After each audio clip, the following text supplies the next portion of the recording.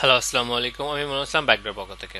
Basic কম্পিউটারে আজকে আমরা একটা টিউটোরিয়াল নিয়ে আসছি। সেটা হচ্ছে কিভাবে আমরা একটা ডিভিডি কে আমরা বুটেবল করতে পারি। দ্যাটস মিন আমরা যখন আমার নিজের কম্পিউটারটাকে কোনো অপারেটিং সিস্টেম ইনস্টলেশন করি, সেক্ষেত্রে অন্যজনের সহযোগিতা নিতে হয়, অথবা বাজার থেকে কোনো সিডি কিনে এনে আমাকে অপারেটিং সিস্টেমে দিতে হচ্ছে।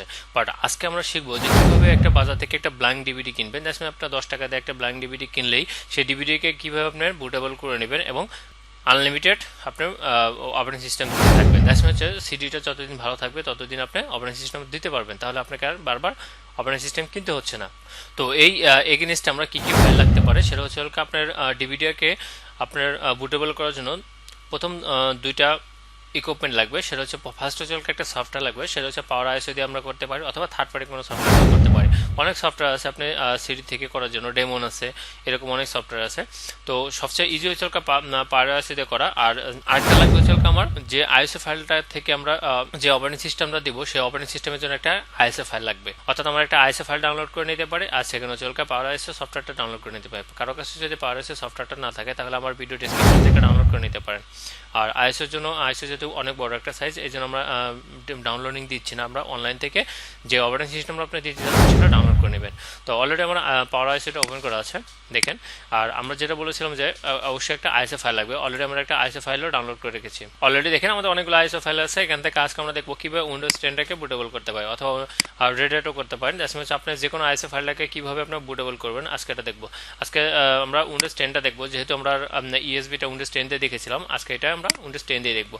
প্রথমে হচ্ছে আপনি যে আইএসও ফাইলটা ডাউনলোড করবেন সেটাকে অবশ্যই আপনাকে এক্সট্রাক্ট করে নিতে হবে। দ্যাটস মিন দেখেন এটা আমার একটা আইএসও ফাইল। দ্যাটস মিন আপনার এক্সটেনশন কি আছে .iso, অর্থাৎ এটাকে আপনি সরাসরি আপনি কি করতে পারবেন না, আপনি অ্যাটাচ করতে পারবেন না, অর্থাৎ PowerISOর মাধ্যমে। বাট এটা কিন্তু আমরা যখন রুফুস দিয়ে করেছিলাম তখন কিন্তু এই আইএসও ফাইলটাই দরকার ছিল, অর্থাৎ সরাসরি আমরা আইএসও ফাইলটাকে অ্যাটাচ করে দিয়ে বুটেবল করেছিলাম। বাট আপনার PowerISOর ক্ষেত্রে অর্থাৎ ডেমনের ক্ষেত্রে এটা করা যায় না। এটা এই জন্য আমরা কি করি, এক্সট্রাক্ট করে নেব। অলরেডি আমরা এক্সট্রাক্ট করে ফেলছি, দেখেন উইন্ডোজ 10 এন্টারপ্রাইজ, এটা আমরা এক্সট্রাক্ট করেছি। এখানে সবগুলো ফাইল আপনি ক্লিক করে এনে অর্থাৎ ড্রপ ডাউন করে দিতে পারেন, এনে আপনার PowerISOর মধ্যে ছেড়েও দিতে পারেন, এভাবে করতে পারেন। অথবা আপনি এখানে অ্যাডে আসবেন, অ্যাডে আসার পরে এখান থেকে আপনি ডিভাইসটা সিলেক্ট করে দেবেন, অর্থাৎ কোথায় আপনার এটা করা আছে। এখানে ক্লিক করার পরে দেখেন এ টু জেড আপনার সবগুলো ফাইল আছে। এখানে জাস্ট আপনি কন্ট্রোল এ চাপবেন, এ চাপলে সবগুলো সিলেক্ট হবে, অ্যাড বাটনে ক্লিক করবেন, করার সাথে সাথে আপনার এখানে চলে আসবে।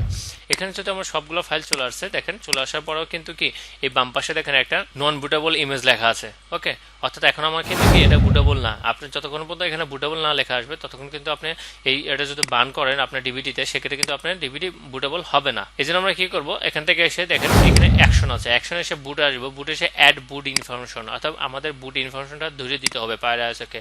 এখান থেকে এসে উইন্ডোজ 10 এর মধ্যে যে ফাইল থেকে আপনি কপিগুলো করেছেন, দ্যাটস আপনার ফাইল নিয়েছেন, সেই ফাইলের মধ্যে আসবেন, এসে বুটের মধ্যে আসবেন, কারণ আমরা বুট ইনফরমেশন বুটের মধ্যেই পাবো। এখানে আসার পরে বুটের ইনফরমেশন আসার পরে এখানে দেখেন ব্ল্যাঙ্ক শো করতেছে, এই জন্য আমরা ডান পাশে এসে এই যে বুট ইনফরমেশন ফাইল আছে এখানে এসে অল করে দিব।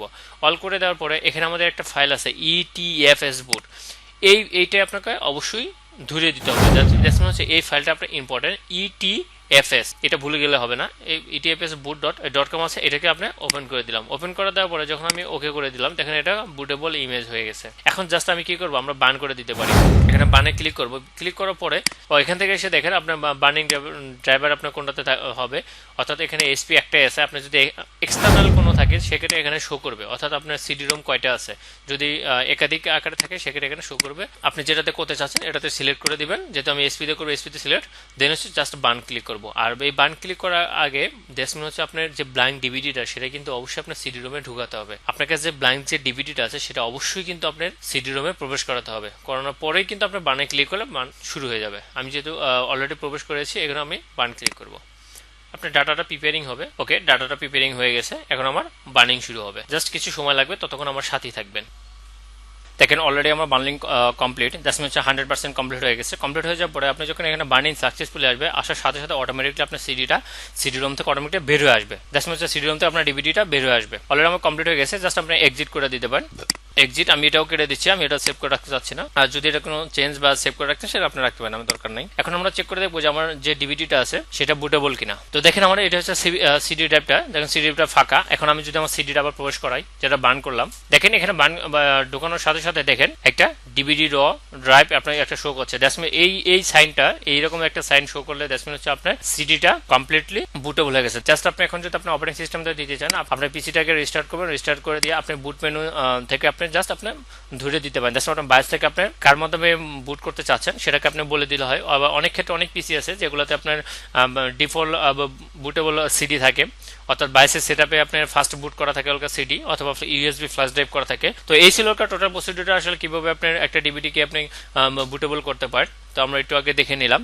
এখন আশা করি আপনার বাজার থেকে কোনো ডিভিডি কিনতে হবে না, আপনার জাস্ট একটা ব্ল্যাঙ্ক ডিভিডি রাখবেন, যে ব্ল্যাঙ্ক ডিভিডিটা আপনার একবার যদি বুটেবল করে রাখেন দেখা যায় অনেকবারই আপনি অপারেটিং সিস্টেমটা দিতে পারবেন। আমার টিউটোরিয়ালগুলো যদি আপনার ভালো লেগে থাকে সেক্ষেত্রে বলবো যে অবশ্যই সাবস্ক্রাইব করবেন এবং লাইক দিবেন, শেয়ার করবেন। যারা অলরেডি আমরা সাবস্ক্রাইব করে ফেলেছেন তাদেরকে অসংখ্য ধন্যবাদ। আল্লাহ হাফেজ।